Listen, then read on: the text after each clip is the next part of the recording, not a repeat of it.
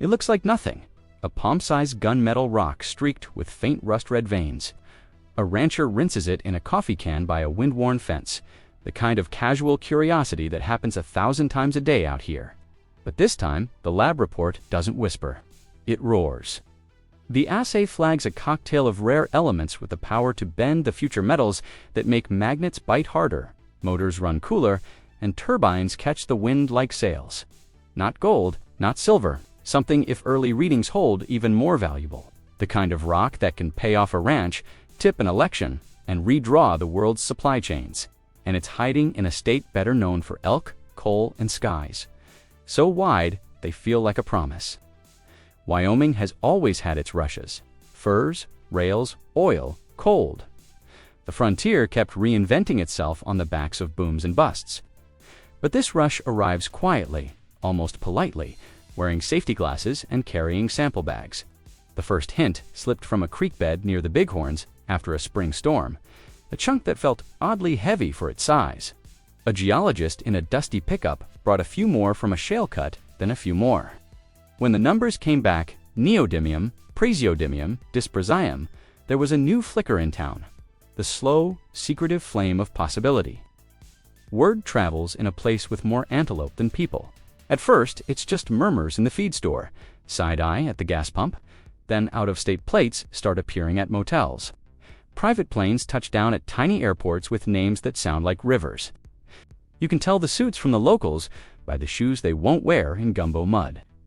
One evening, the diner hums with conversations that pretend to be casual about drill core, magnets, and whether a rock can be worth more than a house. If you stumbled on a stone like that, would you tell anyone? Or keep it in a desk drawer and sleep badly for a month? That tension between the thrill of discovery and the fear of what it brings runs like a fault line under every handshake. For ranchers, it's generational land versus a chance to cash out. For towns, it's steady jobs versus traffic and dust. For the country, it's energy independence versus the massive, messy reality of building it. People here have long memories.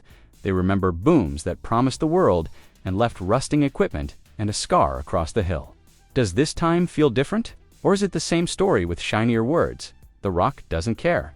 Inside, arranged in patterns older than language, are elements that power fighter jets, MRI machines, smartphones, and the motors that could decarbonize half the roads in America. The United States needs more of them, fast. Most of the world's supply chain runs through places far from here, through ports and policies that can tighten without warning. That's why a single unusual stone from a Wyoming creek can pull in venture capital, federal attention, and geologists who haven't taken a real vacation in 3 years. Here's the question people don't ask out loud. If these hills are truly laced with billion-dollar rocks, who gets to decide what happens next? The family whose cattle graze the ridge, the town that keeps the lights on, the companies who can spin this material into magnets, or the nation that says it needs them? Where would you draw that line, at the fence, the county road, or the edge of a new horizon? Before the trucks, before the hearings, before the fight over what's underfoot, it helps to know what's actually inside that unassuming stone and why it has the power to change everything from a rancher's balance sheet to America's energy future. Under fluorescent lights in a campus lab, the rock becomes dust, then slurry, then a set of numbers marching across a screen.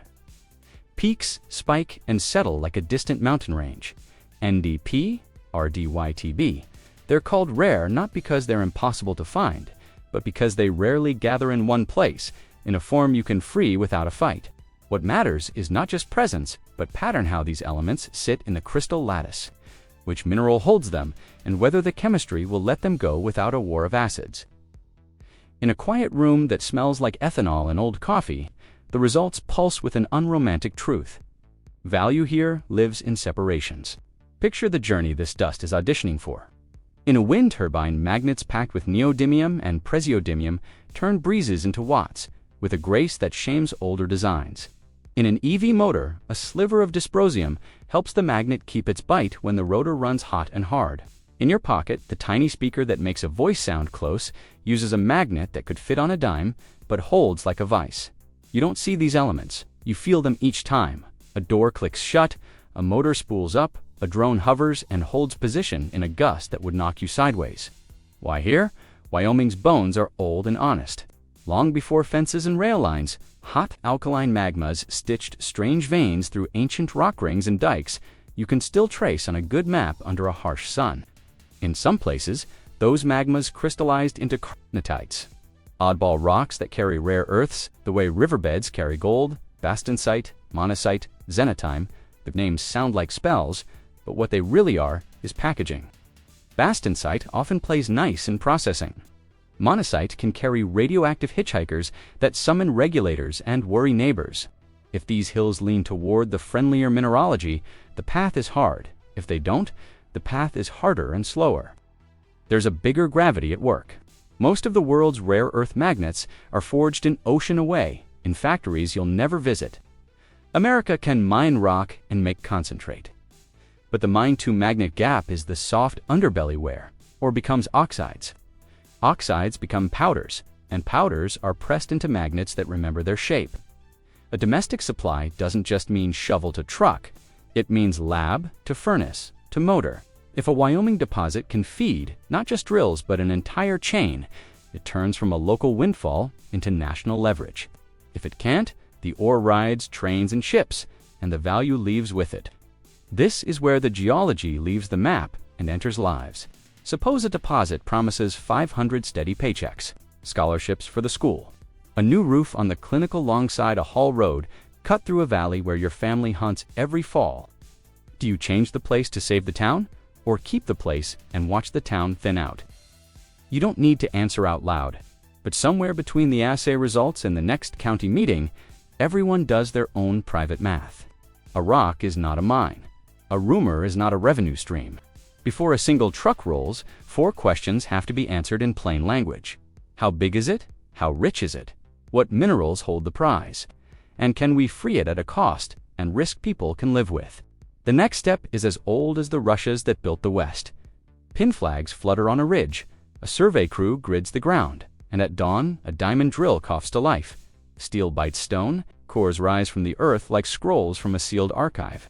And with each meter of rock pulled into the light, the promise of a new rush becomes less of a whisper and more of a verdict. Before sunrise, the rig hums like a distant generator of fate. Frost crystals lace the sage as the first run of core clacks into the tray, slick and dark, a ribbon of time unspooled from 200 feet down. In the prefab shack, halogen lamps glare against plywood and plastic, and the core splitters blade kisses stone. Half for the lab, half for the archive. Grease pencils circle what matters. Caramel brown bands that could be bastnasite, glittering halos of fluorite, creamy veins of carbonate shot with apatite. The country rock looks cooked phenite. The geologists mutter altered by a hot alkaline intrusion that rearranged the periodic table like furniture. Every meter gets a story. Grain size, color, fracture, magnetics, acid, fizz. Every story gets a barcode and a bag. Weighting is a mineral in its own right, dense, heavy, and hard to move. Days creep by while samples ride trucks to a lab states away, and the companies slack pings with theories that split like branches, carbonatite proper or a hybrid. Monazite, present or not. If monazite's carrying thorium, the pathway steepens. If bastnasite's the host, the processing window opens. Investors want a headline. 40 meters at this, a high-grade shoot at that. But rocks ignore quarters and calendars. They answer only to the way the earth cooled. When the results finally hit inboxes, they don't explode so much as bloom. Intervals with total rare earth oxides hovering around a percent and change respectable anywhere. Impressive herewith, an NdPr split that makes magnets possible and a flicker of dysprosium in a few xenotime-streaked lenses. Not a fairy tale, not a dud. Enough to redraw a map on a laptop, long translucent shells of color wrapping around imagined ore bodies, the kind of visualization that makes a small team go quiet. If the grade holds a long strike and at depth, you're not looking at a curiosity, you're looking at a district. If, always if. Beyond the core shack, life hears the rumor and tightens its laces. In the high school gym, the bleachers fill with Carhartt and pressed denim, with folks who've watched cattle prices, coal trains, and kids with suitcases. On the stage, easels carry maps with circles and arrows, acronyms that need translating. Eyes SX TREO. The first questions aren't about profits. They're about water. Which aquifer are you tapping? How many gallons a minute in your process loop? Where do the tailings go? And what's in them besides what you wanted? A woman who has hauled the same buckets to the same barn for 30 years wants to know about dust on the wind. A man whose father welded the rails asks about truck traffic on the 2-lane in January. A biologist points to a photo of a sage-grouse breeding ground and asks if the mine's dawn will drown out the birds' dance. You can hear the company learning how to speak local in real time. Closed-loop water system, dry stack tailings, instead of a big sloshing pond. Baseline studies, already underway streams, sampled upstream and down. Air monitors set before the first blade of grass is moved, so change has a number attached. They talk about separation plants and solvent extraction, about stripping and loading cycles that sound like a factory ballet. They say the word thorium out loud and don't flinch, explaining thresholds, licenses, and where the byproduct would sit behind fences and monitors, measured not in fear, but in millerums and facts. After the meeting, the real conversation starts in the parking lot, under a sky so bright with stars it almost feels fake. A rancher stares at the rig lights on the horizon and says he never wanted to be the generation that lost the creek. His neighbor says his daughter might stay if there's a lab job and not just shifts that end when the seam does. In a truck cab, someone scrolls the assay table and whispers numbers like they're a prayer or a curse. If it were your town, which question would you ask first? Water, wildlife, roads, or whether the company will still be here when the first winter hits hard and the price of neodymium dips? Back at the rig, a night shift pulls core from a deeper horizon. The rocks change, less pretty, more promising, and a geologist draws a tidy square on the map around a zone where the compass jumps and the chemistry smiles. Data begins to stack: specific gravity, magnetic susceptibility, rare earth distributions that tilt toward the magnet makers. A supply chain guy in a crisp jacket flies in, looks at the numbers, and talks not about but about offtake, about selling, not just concentrate, but oxides and, if the stars align, finished magnets that go straight into motors. Somewhere, a term sheet gets drafted. The zeros march across the page like a line of ants, tidy and inevitable. A deposit is never just geology. It's logistics, law, and luck braided together. Split estates complicate a handshake: minerals owned by someone who's never fixed a fence on that pasture. Federal land or state, NEPA process or state permit.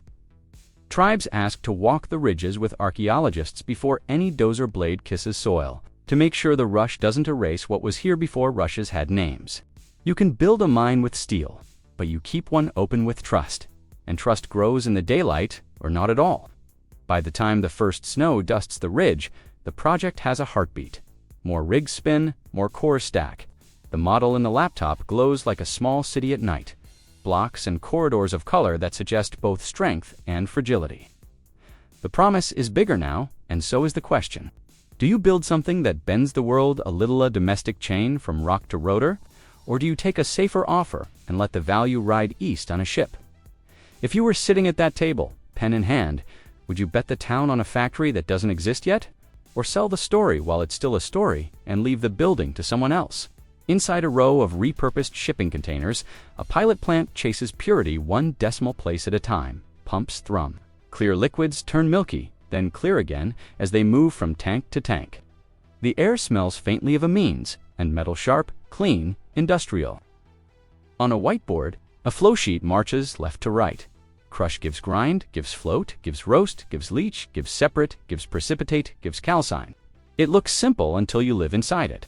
Rare earths share chemistry, like brothers share a jawline.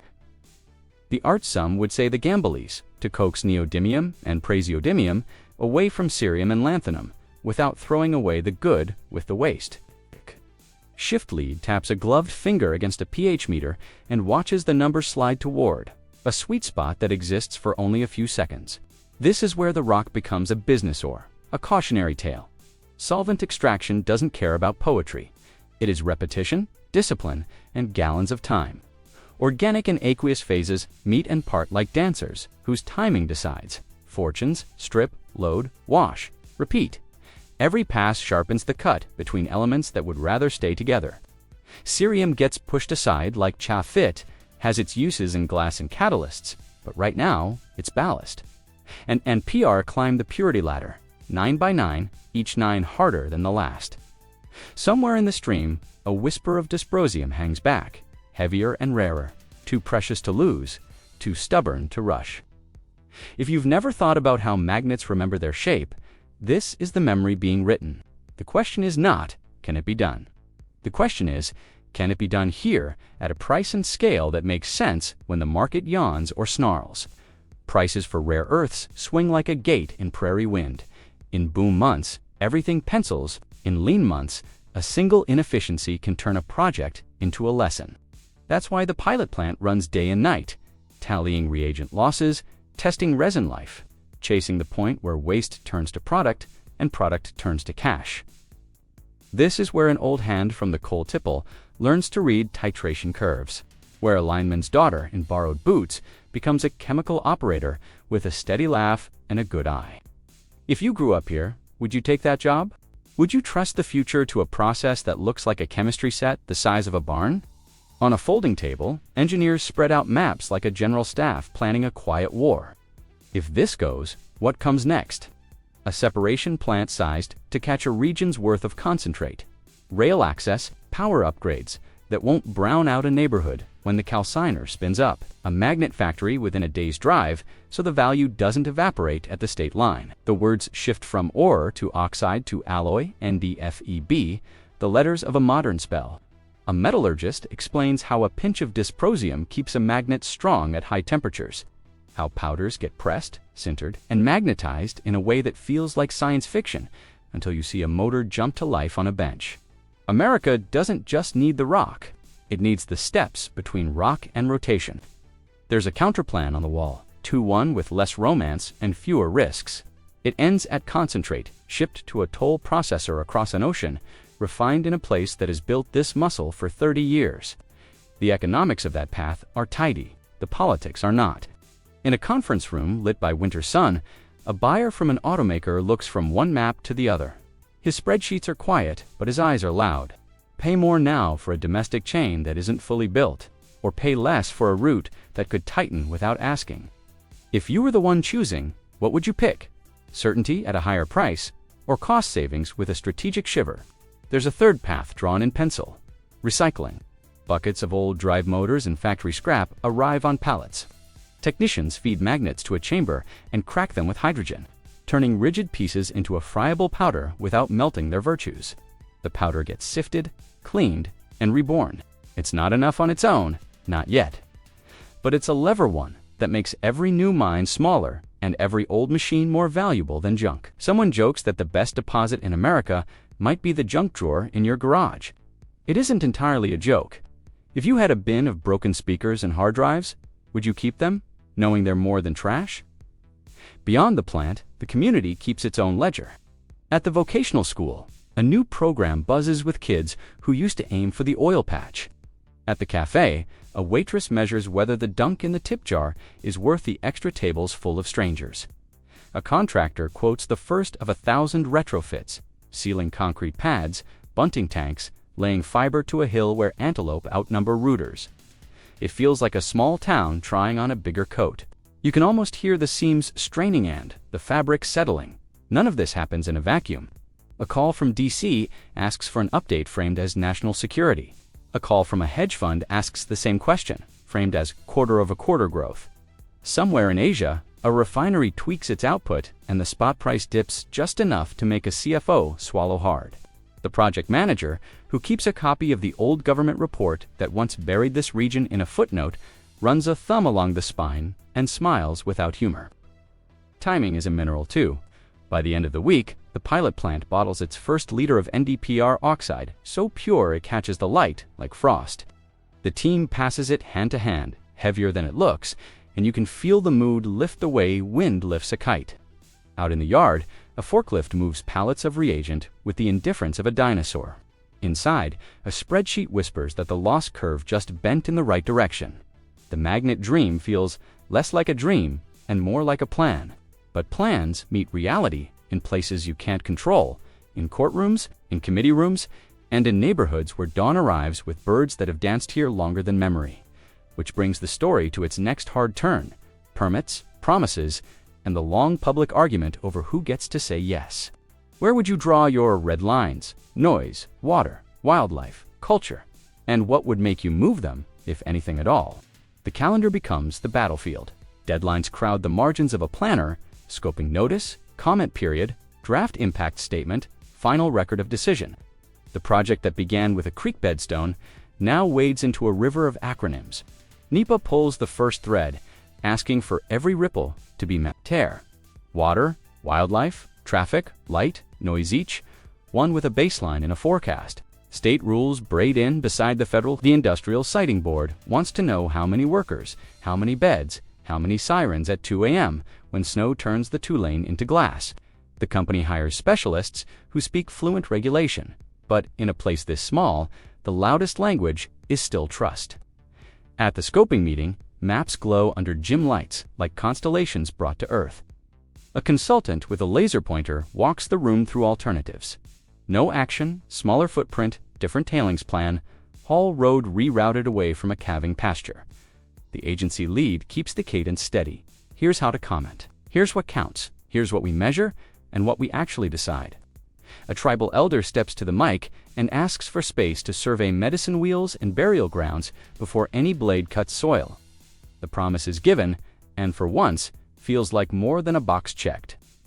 A wildlife biologist points at a migration corridor threaded between winter range and summer grass, a line animals have followed longer than any courthouse has stood.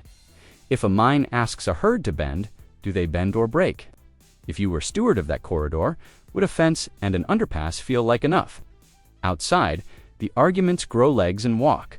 A rancher who's fought drought and banks is furious at the idea of a man camp rising on county land. His wife worries less about strangers than about rent. The motel sold last week. The new owner doubled the weekly rate, and a teacher's aide is sleeping in her sister's spare room. One contractor smiles behind his coffee because he hasn't been this busy since the last rush. Another stares at his boots because his son left for a pipeline job up north and might not come back. A project like this builds not just fences and roads, but stories that collide at the feed store. Which one would you tell if a camera found you in line for diesel? In a low building near the courthouse, drafts pile up like cordwood. The air model shows a plume climbing and thinning before it reaches the grade school. The water model loops a process stream so tight, the same gallon earns frequent flyer miles. Dry stack tailings replace a pond in the preferred alternative, a nod to neighbors who remember a different era's spills. Truck counts spread across a clock face so dawn doesn't echo with Jake brakes. Noise baffles. Warm yellow, downcast lights to save the night sky. The addenda feel like apologies and like engineering both. Somewhere between those binders, a red pen circles a single line, adaptive management for unexpected impacts. That's an elegant way of saying, we'll fix what we miss if we catch it in time. Politics arrives in pressed shirts and careful smiles. A senator tours the pilot plant and talks about the Defense Production Act, about allies and supply chains and the kind of jobs you can raise a family on. A governor makes the case that Wyoming has carried energy on its back for a century and deserves a future that doesn't end at the state line. An opponent, soft-spoken and relentless, reads a list of promises from booms past that turned into rusting conveyors and a clinic with lights that flicker. In a diner booth, 2 rigs over, a quiet man who drives a plow in winter says he doesn't care what flag you wave. He cares whether the creek runs clear and the road gets graded before the storm. If you had 1 minute at that podium, would you argue strategy or sidewalks and school buses? Lawyers sharpen pencils. Split estates become puzzles. Surface here, minerals there. A checkerboard drawn by people long gone. The company floats a community benefits agreement, real dollars tied to milestones and measurements. Local hiring targets, scholarships that put kids in hard hats and lab coats, a fund for well testing and filter replacements if a single baseline number twitches. The town wants a promise in writing that outlasts executives and election cycles. What clause would you insist on if your name had to go on the last line? The draft EIS lands with a weight the table can feel. 4 volumes, maps folded like origami. Somewhere in those pages, the project begins to harden into a choice. The no-action alternative glows like a control sample: no roads, no blasts, no checks cut to a school that needs a roof. The preferred path reads like a contract with the land. Seasonal restrictions to protect a lek at dawn. Dust suppression and drought. Water monitors that stream data to a public website, so citizens become watchdogs with cell phones. The comment period opens. Letters pour in from zip codes near and far. A veteran who sees national security in the numbers. A hunter who has counted the same herd every October. A nurse who knows what a steady paycheck does to an anxious heart. Which letter would you write? A paragraph? A page? A stack? Markets don't wait for process. The price of neodymium slips 3 months in a row, and someone in a glass tower asks if the company can tap the brakes. Then a factory fire oversees tightened supply, and the chart jumps like a trout. Grants materialize federal money for critical minerals. State funds for industrial training, a tax credit that clicks into place only if the magnet plant opens within a day's drive. The decision shifts from can we to must we now. Timing is a mineral, and it oxidizes. On a cold morning with a sky the color of steel, agency staff slide the final binders across a table. The record of decision doesn't pop confetti. It reads like a vow and a threadius with conditions. Yes, with teeth. Blasting schedules etched into calendars. Water limits with numbers, not adjectives. Habitat replaced acre for acre with a biologist's signature. A reclamation bond big enough to plant a forest of trust. A clock starts the day the ink dries. In town, relief and dread mix like snow with dust. Before anything breaks ground, there's one more gathering at the edge of a field where the wind is honest. Folding chairs, a portable mic. People who haven't agreed on much agree on the need to show up. The company's lead steps up and does something rare. Lists the top 3 ways this could still go wrong and what they'll do if they do. The room doesn't clap. It listens. A teenager asks if there will be apprenticeships for kids who don't want to leave. A grandmother asks if blasting will rattle her windows during nap time. Both questions make the same demand: put people in the plan. Behind the backdrop of speeches, survey flags mark a curve where the haul road will snake down the ridge. Antelope graze, looking up and then not, as if the future were weather they've seen before. Somewhere, a dozer idles, patient as a horse. The town stands at a hinge between paper and dirt, between a promise that gleams and a history that warns. If it were your ridge, would you lift the first shovel? Would you ask for another study? Or would you draw a line in the dust and dare the future to cross it without you? On a morning so clear it feels brittle, the warning siren rises over the ridge, 3 long wails that tell the valley to hold its breath. In the pit, orange flags twitch in the wind, each one marking a hole charged with ammonium nitrate and diesel, tamped tight with crushed rock. The shot boss raises a hand. Radio's quiet, the blast rolls out like a low drumbeat, more felt than heard, a pressure that slips under your ribs. On a porch 2 miles away, a seismograph the company installed beside a grandmother's geraniums, ticks and prints, a line that stays safely below the threshold promised in the permit. She watches the dust mushroom and thin, then settles back with her tea, not quite convinced, but not yet angry. Machines move in a choreography that's part ballet, part brawl. A shovel bites into the broken face and swings, dumping into a haul truck the size of a starter home. The road to the crusher is a spiral of compacted earth lined with water trucks that mist the air to keep fines down. At the plant, a jaw crusher opens and closes with a patient menace, turning rock into feed for the grinder. The mill spins. Reagents whisper into a froth cell, coaxing rare earth minerals to cling to bubbles and lift light as sea foam. Concentrate thickens to the color of green olives. A man who once ran coal through a prep plant grins at a gauge he never expected to understand. Same dance, he mutters to no one in particular, different song. People arrive. The parking lot fills with license plates from 3 states. The Union Hall holds a sign-up night that feels like a reunion.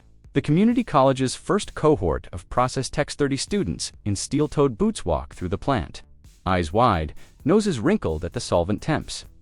A young mother in a high-waist vest trades a swing shift for daycare pickup with a neighbor whose husband runs night haul. In a hotel lobby, a recruiter from an automaker sits with coffee gone cold, waiting for a meeting that could tilt this project from mine to magnet. There's a price for all this movement, and it's not just in dollars. Rentals spike. An RV park on the edge of town turns into a zinc-bright city overnight. Groceries run short of the oddest things: lime for pH control and backyard pools. look-alike to the lime that balances the leach tanks. At a town council meeting, a welder asks why he can truck steel to the site, but can't afford a 2-bedroom with working heat. The mayor, voice tired but steady, points to new apartments framed out on an old lot and a fast-tracked permit for a daycare. It's a game of catch-up played with hammers, ordinances, and patience. Then the wind shifts on a Tuesday.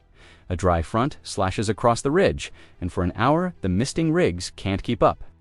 Dust crosses the fence line in a pale banner that reaches a ranch house, where 2 children chase a dog around a trampoline. Monitors ping, phones light up. By evening, social posts carry photos of a pickup coated in beige and a finger swiped across a windowsill.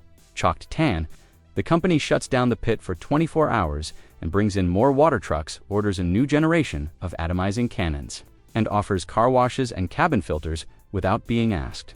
They post raw monitor data to a public page, numbers marching in real time like a heartbeat on a screen. Some people call it transparency. Others call it spin with decimals. If you woke up to dust on your porch, would a graph make you feel better? Or just remind you someone has to watch the graph? Wildlife studies bend toward reality. A biologist who has spent 5 winters counting sage grouse at dawn watches pronghorn approach the Newhall Road, hesitate, and then follow a fence down to a gap. After a week of blasts firing at the same hour, the herd pauses at the siren, not spooked so much as braced, then goes back to grazing like they've learned the schedule faster than humans did. Adaptive management becomes less a phrase and more a habit. A fence line raised 6 inches so pronghorn slide under. A culvert widened into a shadowed underpass. A Dontuat AM quiet period during mating season written into the daily plan like a prayer. Logistics take shape. The concentrate, filtered and bagged, gets loaded into sealed super sacks and stacked on flatbeds under tarps. The first truck rolls across the weighbridge and down the 2-lane under a shy escort of pickup trucks, half curious, half proud. At the destination, a small separation plantan expansion of the pilot line takes, delivery like a relay runner grabbing a baton. The material runs cleaner than expected. The losses tick down tighter than the spreadsheet dared hope. An automaker slides a term sheet across a table, a 5-year offtake for NdPr oxide priced at an index plus a premium for domestic origin. Eyes climb from numbers to faces. Do you sign now, lock in a future built on assumptions, or hold out for a magnet plant that would keep the Value One County closer to home? That magnet plant, meanwhile, is a trophy every governor within a day's flight wants. Cheyenne pitches a site near a rail yard and a modern substation. A town across the border dangles tax abatements and an industrial shell building ready to fill. A coastal state calls with skilled labor in hand and a promise to fast-track environmental permits. The mine team drives back from a listening session with the Northern Arapaho and Eastern Shoshone, where elders asked how close downwind really is in a valley that makes its own weather. Water rights, noise zones, buffer, acres, every factor is a lever. If you were drawing the map, would you put the plant close to the ore and teach a new trade here? Or lean on existing expertise and ship the oxide out, betting that jobs anywhere in America still count as a win? Winter tests everything. Diesel gels in the line before dawn. A dozer idles with a stubborn cough until a mechanic named Sarah warms the fuel with a space heater and a curse. The haul road becomes a lesson in friction, then a lesson in patience. The pit rim glazes with rhyme, beautiful and treacherous, in a cube farm warmed by the glow of monitors. A young geologist scrolls through or controlled data while missing his daughter's first band. Concert by exactly 1 missed exit and a bad weather call. The work doesn't pause. It just gets quieter, more inward. People in distant boardrooms say continuity like it's a knob you can turn. Out here, continuity is fingers numb inside, good gloves, and a crew that knows how to pull each other out of a ditch without turning it into a story. The first drums of NdPr oxide line up like squat soldiers in a warehouse, each with a barcode and a destination.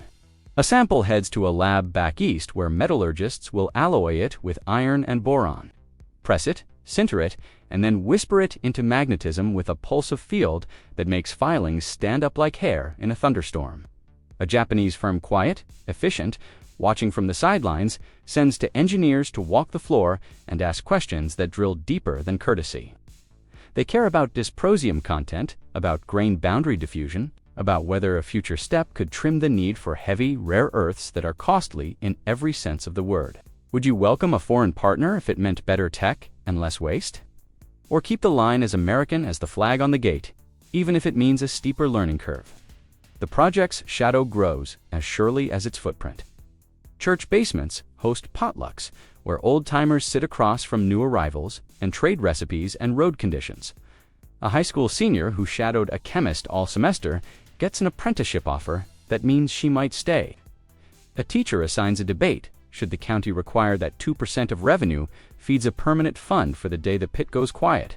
The arguments are better than most political ads. Clear, grounded, stubborn in the best way. If your vote could lock in a fund like that, would you take a smaller paycheck today for a steadier tomorrow? Then a small scare becomes a large rumor. A handheld gamma reader pings higher than background at the edge of a tailings stack. Nothing dangerous. The radiation safety officer says, just a pocket of monazite-rich finds that weren't where the model expected them. The stack is fenced, the reading logged, the material moved to the licensed storage, and the numbers return to normal. But the story grows teeth on the internet, and for a week, the gate is flanked by signs that say things you can repeat in front of kids. The project doesn't swat at the rumor. It invites a busload of skeptics for a tour with dosimeters clipped to their jackets. Most readings match background. One spikes near a microwave in the break room and earns an embarrassed laugh. Trust shifts in inches, not miles. By spring, the ridge is a new kind of busy. The mine has a rhythm. The plant has a smell. The town has learned to place. The wildlife cameras show elk slipping past with casual indifference.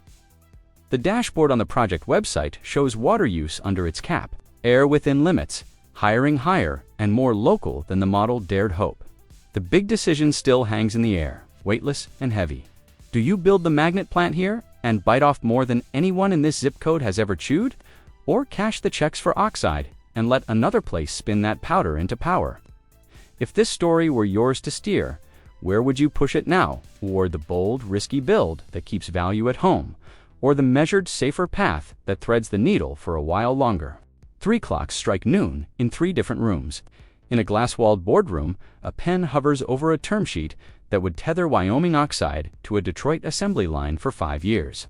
In the governor's office, a binder labeled incentives sits like a loaded spring power discounts. Training dollars, a rail spur, promises in bold in a school gym on the reservation. Folding chairs face a banner that reads simply, jobs, health, future. The question in all 3 rooms is the same, but whispered in different accents. What price do you put on control? Is it worth more to shape the future here, with all its risk and mess and pride, than to ship it away and buy it back polished? If your town were the fulcrum, which way would you lean? The decision lands with the weight of a new weather system. Build the magnet plant here. Not in a coastal tech park, not across a border, but within an hour of the pit. The deal is a Braden automaker committing to offtake, a Japanese partner licensing the secret sauce that trims heavy rare earth use. A workforce pipeline stitched through the community college and tribal programs. The conditions are inked and public. Apprenticeships that start in high school, salary floors that don't crater when the market sneezes, emissions thresholds that sit well below legal limits. If you live a mile from the chosen site, does that feel like a promise or a dare? Magnets aren't made, they're coaxed into remembering, in a bright, clean hall that smells faintly of machine oil and argon. Alloy flows like silver rain from a strip caster, quenching into ribbons as thin as a postcard. Those ribbons shatter under hydrogen like biscuits in a fist hydrogen decrepitation, becoming a friable powder that keeps its crystalline secrets intact. The powder is milled in a glovebox world where oxygen is the enemy. Grains ground 2 sizes so small they make dust look clumsy. In a press that hums like a beehive, a magnetic field lines those grains up the way a breeze combs grass, and a green compact takes shape, fragile, precise. Sintering turns it into one body. Heat treatment teaches it to hold on. A whisper of dysprosium diffuses along grain boundaries, not a flood, but a letter to every crystal. Stay strong when it gets hot. The metrics sound like jargon until you hold a finished block in your hand. Coercivity, remanence, BHMAX. Say them enough, and they become a litany. But what they really mean is whether a motor keeps its nerve on a mountain grade in August. Whether a turbine keeps turning as a squall punches through a ridgeline, A tech with sleeves rolled to her elbows measures a batch and smiles, high remnants coercivity without the heavy rare earth tax, a curve that would make a motor designer exhale. Would you trade a few percentage points of performance to cut your dependence on elements that are pricey in every sense of the word, or is best the only safe choice when lives ride on the torque? Outside, the magnet hall has its own gravity. Nitrogen tankers sigh as they top off the inert atmosphere that keeps powder from turning to ash. A substation upgrade clicks into life, humming with the quiet insistence of new capacity. Calciothermic reduction metal from oxide runs in sealed reactors like drums in a hidden orchestra, turning powder into the ingots that become alloy. The plant's filtration system gleams like a promise, catching the ultrafine dust that would otherwise become a rumor. Across town, the vocational school's night class swells. A lineman's son learns glovebox etiquette. A welder learns to run a furnace curve like a song. If your kid came home smelling like argon and ambition, would you sleep easy or war? Wonder what corners the company will cut when the price dips. Geopolitics notices offers arrive that feel suspiciously generous catrate magnets from overseas, bundled with strategic partnerships that sound like marriages of convenience. Lawyers unroll words like anti-dumping and countervailing duties that could turn a price war into a policy fight. An EU buyer flies in with a different pitch: co-qualify to diversify away from a single point of failure, split the risk and the reward. The CFO sees a cliff and a runway at the same time. The plant lead, who has spent a decade coaxing 9 after 9 out of dirty chemistry, says the same thing she always says: quality first, then volume. If you were the one signing, would you chase volume to outrun your costs or climb quality and dare the market to follow? Security becomes a daily habit, not a headline. A midnight spike on a control room screen isn't a pump hiccup. It's a probing packet that shouldn't be there, a cyber knock at a door that leads to furnaces and fans. The IT lead pulls a cable, and the air gap proves it's more than a brochure claim. In the morning, the team drinks bad coffee and talks about how to be open without being naive, how to publish environmental data in real time, and still keep the furnace curves out of reach. A rumor about sabotage dies in the daylight of a plant tour where skeptics walk past windows that show exactly what they need to see and nothing they don't. Community math keeps reshuffling. The magnet plant pays a different kind of tax base than a mine steadier, less tied to the earth, more tied to people. Streets get paved that have waited a decade. A daycare opens in a building that used to be a feed store. A clinic hires a respiratory therapist before it needs one. Rents rise, then flatten. A community benefits fund, fed by a slice of revenue, buys air purifiers for an elementary school and grants for small businesses that didn't get a slice of the boom. A bar owner grumbles at the lunch rush, never found his corner. A librarian grins because her STEM club has a waiting list. If you were writing the next clause in that benefits agreement, where would you aim? It housing, health, scholarships, sidewalks. The first production magnet earns a ceremony it didn't ask for. No ribbon, just a moment where a rancher whose fence lines skirt the haul road steps up, holds a brick the color of gunmetal, and uses it to lift a wrench that shouldn't float. The room laughs, then quiets, as an engineer slots that magnet into a test motor and flips a switch. The rotor jumps a neat contained fury, and the waveform on the monitor looks like a clean signature. This is real. For a breath, the past and future shake hands. Coal dust and clean rooms, sage and strip-cast alloy, a state that is always dug, and now, finally, makes the horizon, of course, refuses to sit still. A startup in California claims a ferrite motor that can match performance without rare earths if you let software do the heavy lifting. A national lab publishes a paper on cerium-substituted magnets that challenge old assumptions. China tweaks export controls in a way that makes everyone in the supply chain check their stockroom twice. The market's heartbeat flutters, steady then not, and the plant's dashboards keep pulsing their calm green. What would you bet on? Physics that keeps getting better at using less, or scale that makes using some the smartest move for a decade? By sunset, the 3 rooms that opened this chapter all exhale. The boardroom wall now holds a signed map of a supply chain that begins in Wyoming and ends in 1,000 motors. The governor's binder is thinner. The promises are now projects with shovels and schedules. The gym's folding chairs stack as kids run where the microphones were, their sneakers squeaking like punctuation marks. The story has leaped from powder to power, from or to orbit, and just as the town starts to trust the new hum in the air, a new front rolls over the ridge. Price is politics, and a test no one can schedule. When the first real headwind hits a price crash, a policy swing, a mistake with consequences, what would you want to see first? Transparency, slowdown, or stubbornness? The chart doesn't fall, it drops. In 6 weeks, the price of NDP are steps off a ledge, and every spreadsheet in town redraws itself in a cold, flat light. Meetings multiply. In a break room that still smells like new paint, shift leads gather around a screen where a line chases a bottom that keeps moving. The options are ugly in their own different ways. Run full tilt and burn cash on every ton. Idle the plant and risk losing people you can't replace. Or cut to the bone and hope the market blinks first. The plant manager circles the only thing that doesn't feel negotiable trust and says they'll do it in daylight. Would you take a pay cut to keep your crew together? Or roll the dice on a layoff that might never call you back? The next morning, the calendar shifts, instead of the payroll, for 10s instead of 6/12s. The idle days aren't idle cross-training in glovebox work. Classes on solvent safety and furnace curves. Certifications that look good on a resume, even if the worst happens. The union hall smells like coffee and snowmelt, as stewards hash out a plan that keeps benefits whole and hours elastic. A state bridge fund clicks in to soften the blow, and a federal grant tied to critical mineral resilience keeps the magnet line warm. In a glass office, a lender tightens a jaw and loosens a covenant. The company posts more collateral and opens their books in a way CFOs hate and neighbors love. Transparency, it turns out, is also a currency. Markets aren't the only punch. A petition lands with the weight of a winter branch snapping and injunction. Request to pause blasting until sage grouse finish their dance. The timing collides with delivery deadlines, but the argument is older than any invoice. The company leans into the plan they promised. Dust suppression doubled. A dawn to 8 a.m.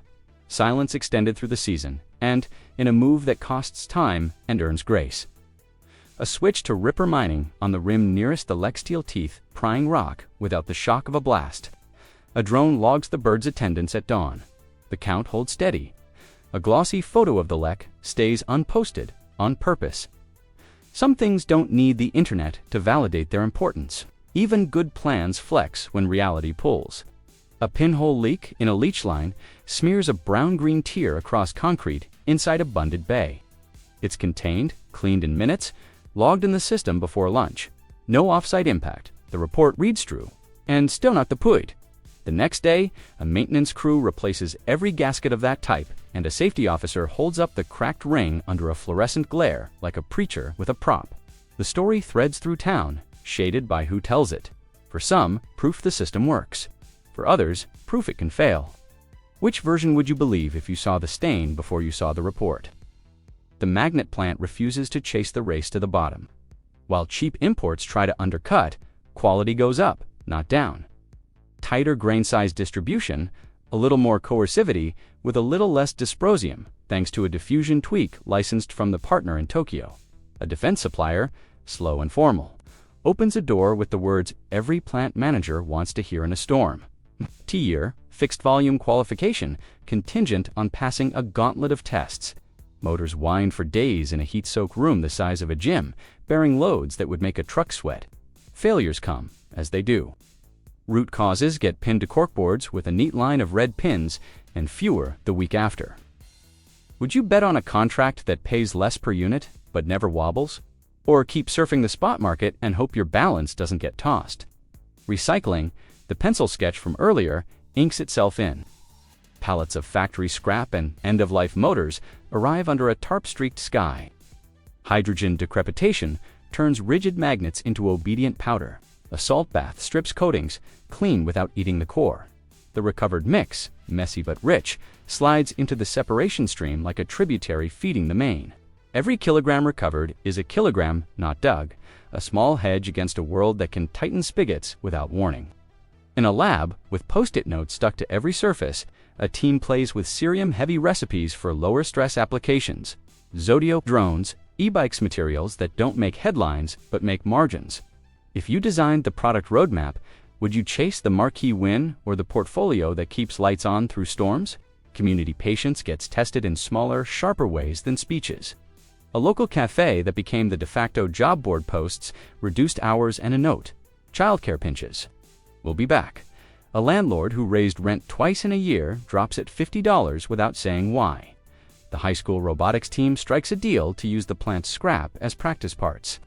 Their robot, all elbows and stubbornness, places second at a regional and parades past faces that needed the good news. A skeptic on the town council asks for third-party audits of the environmental dashboard and wins the vote. The firm hired is gruff and expensive and exactly what was needed. If you were that skeptic, would a clean audit earn your yes or just reset your countdown to the next no? When the market kicks again, not up, but sideways, the operation answers with precision instead of panic. Or control tightens. Drones map the pit every morning, and software feeds the mill exactly what it needs to keep the concentrate within a sweet band. Power contracts flex. The plant ducks out during peak price hours, earning credits and proving it can be a good grid citizen without turning off the furnace mid-curve. Logistics smooth out a rail spur, takes pressure off the two-lane, and the town breathes a little easier at dawn.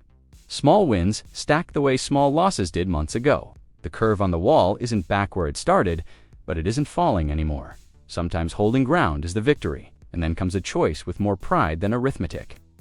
Expand the pit to chase a richer zone that would lower unit costs but push the footprint closer to a creek. Or stay within the line drawn in the EIS and squeeze efficiency from process, not land. In a packed meeting where boots outnumber briefcases, a hydrologist lays out the risks in patient, careful language. A process engineer counters with a plan to push recovery to points by adding a resin pulp circuit and tuning pH windows. The company chooses the tighter path. A few investors frown into their cups. A grandmother in the third row nods once, the kind of nod that spends political capital in your favor later. If you held the pen, would you take the easy ore and ask forgiveness, or the harder chemistry and keep the map intact? By the time lilacs purple the yards, the town has learned a new kind of waiting. The mine runs, not flat out, but true. The magnet plant hums, quality over quantity. The dashboards blink green with an honesty that is equal parts comfort and invitation to scrutiny. The rush feels less like a stampede and more like a craft measured, iterative, proud. The headwinds haven't stopped, but they've stopped owning the story. What comes next isn't a twist so much as a test of time. Can a boom become a backbone? Can a mine become a maker's mark on a state that has always made its living from what lies underfoot? If you were writing the next chapter, would you scale, replicate, or settle in one district well-run as a promise kept rather than a flag planted? Here's the thing you don't hear at ribbon cuttings. The real measure of a rush isn't how fast it starts, it's whether you get to choose the ending. Picture a day when the blast siren stays silent because it's supposed to. And what you hear instead is wind in grass where tire ruts used to be. Why talk endings in the middle of a boom? Because how you plan the last chapter decides whether this becomes a blueprint other towns borrow or a cautionary tale. They quote, "If you were writing the last page now, what would you make non-negotiable?" Reclamation stops being a promise and becomes a craft. As ore moves, so does dirt in the other direction slope softened. Benches broken into curves that catch rain instead of shedding it. Stockpiled topsoil, saved like a treasure, goes back down with a seed mix that reads like a roll call of the West. Big sagebrush, blue bunch wheatgrass, rabbit brush, Indian paintbrush. Straw wattles stitch across contour lines to slow water and give seedlings a chance. A botanist crumbles a plug of earth between her fingers and nods at the threads of mycelium lacing through. The underground gossip network of a recovering hill, it's not pretty at first.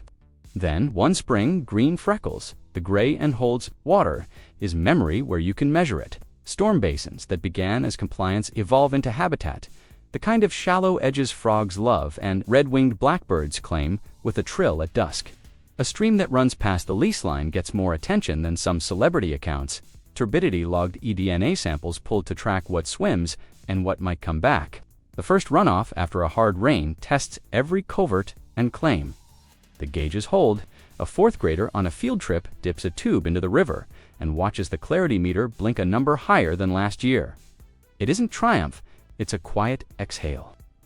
The community fund, a line in a contract no one trusted at first, matures into muscle. 2% off the top doesn't sound like a flood until it stacks month after month, even through lean ones. A leaky school roof becomes solar shingles and a science lab where kids build motors from scratch. A revolving loan program turns a mechanic's side hustle into a shop with 3 bays and 2 apprentices. A counselor at the clinic adds a second day for walk-ins and doesn't have to write pending in the margin for anyone. When prices dip, the fund steadies the seesaw. If you had a vote on what the fund does next: housing, childcare, small biz grants, a wildlife corridor easement, where would you aim it? The Wyoming model stops being a headline and starts getting phone calls. Counties in other states ask for the playbook. It isn't just technical, though. The flow sheets get shared and the solvent recipes get licensed. It's cultural and procedural. Start reclamation on day 1, not day 10,000. Publish water and air data in real time with third-party audits. Put apprenticeships and salary floors in writing. Negotiate a community benefits agreement that has teeth and timelines.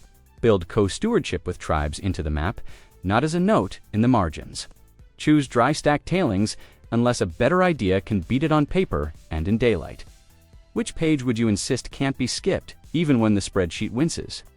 Technology keeps sanding down sharp edges. Grain boundary diffusion trims heavy rare earth use without trimming performance. A cerium lean magnet finds a home in e-bikes and speakers, freeing high-end chemistries for turbines and trucks. Recycling scales from a side door to a real wing factory scrap, old drives. End-of-life motors cracked with hydrogen into obedient powder that slides back into the stream. A life cycle assessment compares the plant's magnets to imports and shows a carbon footprint that's half then lower still as wind power and heat recovery turn kilowatts into less of a story. If cleaner isn't perfect, how close does it have to get to count? Trust, once spent carefully like winterwood, starts to pay dividends. You can't buy the decision months ago to take the harder chemistry instead of the easier, or becomes a kind of local legend. The moment the company chose the map over the margin. When a modification request comes, a pen, extra baghouse, a new rail spur, their hearing runs long but not hot. People still argue. They just don't assume bad faith. A wildlife NGO that sued 3 projects in 5 years elsewhere chooses to monitor here instead. Eyes sharp, pen ready, but not poised over the complaint template by default. If you were on that NGO's board, would one good example change your posture, or just raise your bar for everyone? On a broader stage, the plant's name shows up in places that once felt far away. A defense supplier's audited qualification becomes a contract with a tail long enough to cover a downturn. DOE's grant list includes a line for a magnet recycling center of excellence, anchored here, paired with a lab 2 states over. An EU buyer signs a co-qualification agreement to spread risk and politics across oceans instead of bottling them at one port. Congress hauls out microphones and asks what made this work. The answer is not a soundbite, but a list, early transparency, stubborn engineering, local training, fair offtakes, patience in the headwinds. If you could send one sentence to every committee in DC, what would it say? Lives tilt on quieter hinges. The teenager who asked about apprenticeships in a gym 3 scenes ago runs a shift in the Center Bay and brings a hard hat to show and tell in her little brother's 2nd grade class. The rancher who swore he'd never lease ground for anything but grass signs a slender easement so Pronghorn can keep the straight line they've run for centuries. A retired coal mechanic, fingers still nicked, coaches a robotics team that now argues about torque curves like other kids argue about playlists.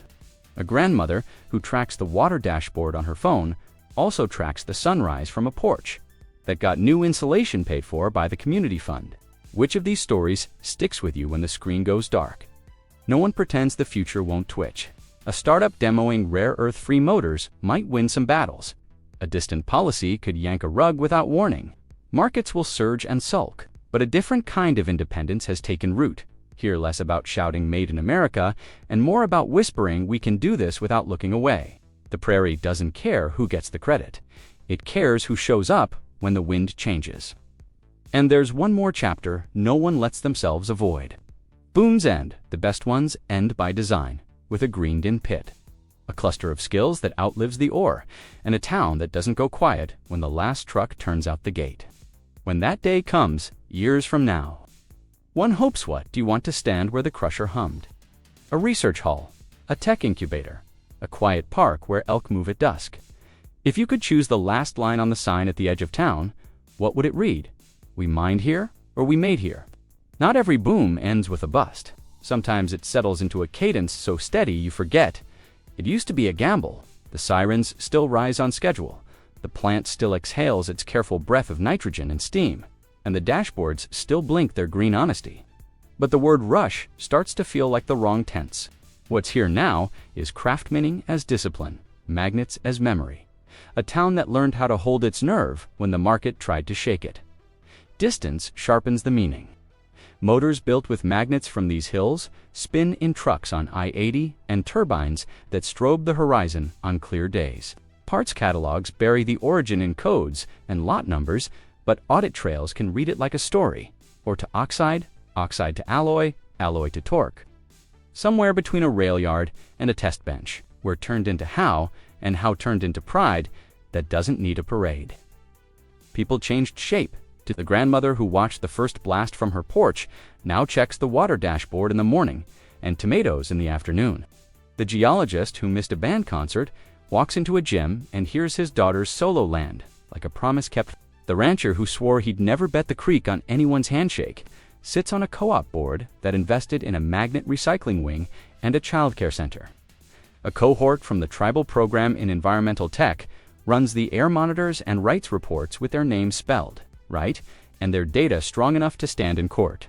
If you could tap one of them on the shoulder and ask, was it worth it? What answer would you hope to hear? The land keeps telling its own version. Reclaimed benches green up into slopes, where pronghorn carve the same clean lines they always have. Slipping under fences raised 6 inches on purpose. A lek still thrums at dawn in spring, a dance older than any permit. Trucks idle quiet in the dark until the sun clears the ridge.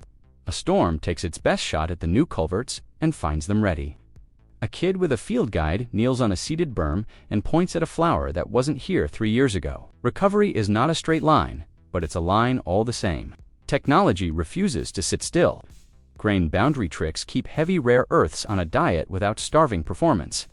Cerium lean recipes fill e-bikes and speakers so the hottest chemistries can live where heat and stress demand them. Recycling graduates from experiment to inventory buckets of old motors and factory trims, turning back into powder that slides into the stream like it never left. Rare earth-free designs win some corners and might one day win more. But today's physics still favors a tiny brick that can pull beyond its size. If you were betting not just for a quarter, but for a decade, would you back the less that works today or the none that might work tomorrow? Policy is less theater and more planking. Long-term offtakes buffer the dips. Audits with teeth keep the dashboards honest. A permanent fund steadies the months when the market sulks. The Wyoming model gets photocopied in rooms with whiteboards and coffee that tastes like resolve. Other counties call and ask how to skip the fights that burn trust before the first shovel turns. The answers are unglamorous. Start reclamation early. Publish your numbers, pay fair, train local, write agreements you'd still sign if the price fell in half. Which line in that playbook would you refuse to erase when a faster, cheaper shortcut flashes across the screen? The story circles back to where it began, with a rock that looked like nothing. The creek where the first odd chunk turned up runs clear under a sky the color of old denim. A kid flips a stone the way kids always have and watches the ripples widen, then fade. Somewhere up the ridge, a mill hums. Somewhere down the road, a motor spins a little quieter, a little stronger, because a town decided not just to dig, but to make. The rock still doesn't care. People do. Maybe that's the real rush not the spike on a price chart, but the sprint to build muscle you can keep when the sprint ends. A deposit becomes a district becomes a skill set becomes a choice that outlives or a single stone could pull on a nation's plans. What could a playbook written in daylight, argued over honestly, tested by weather, and worried do for places that have only ever been told to wait their turn? When this chapter finally closes years from now, with the pit greened in and the plant humming on scrap and know-how, what do you want the sign at the edge of town to say? We got lucky or we got good?